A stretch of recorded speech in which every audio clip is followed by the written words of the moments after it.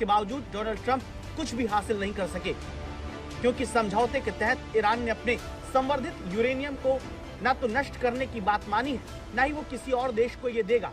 बस वो परमाणु हथियार नहीं बनाने का वादा करेगा और 60% संवर्धित यूरेनियम पर बातचीत करेगा, जिसमें परमाणु कार्यक्रम, प्रतिबंधों से राहत और युद्ध के बाद पुनर्निर्माण जैसे मुद्दों पर समझौते की कोशिश होगी।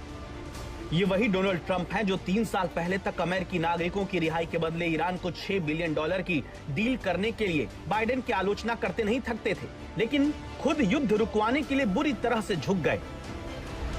बाइडेन से पहले ट्रंप बराक ओबामा की ईरान के साथ डील की आलोचना करते थे। 2015 में हुए उस समझौते के तहत ईरान ने अपने परमाणु कार्यक्रम पर कई महत्वपूर्ण प्रतिबंध स्वीकार किए थे।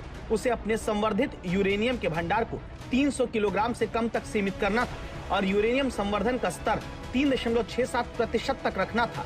ये स्तर परमाणु हथियार बनाने के लिए आवश्यक लगभग 90% संवर्धन से काफी कम है। इसके अलावा ईरान ने यूरेनियम संवर्धन करने वाली सेंट्रीफ्यूज मशीनों की संख्या लगभग 20,000 से घटाकर 6,104 करने पर सहमति दी।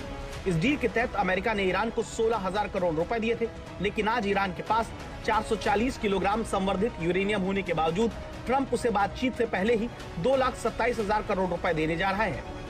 इसी वजह से अमेरिका में ईरान के साथ डील की कड़ी आलोचना शुरू हो गई।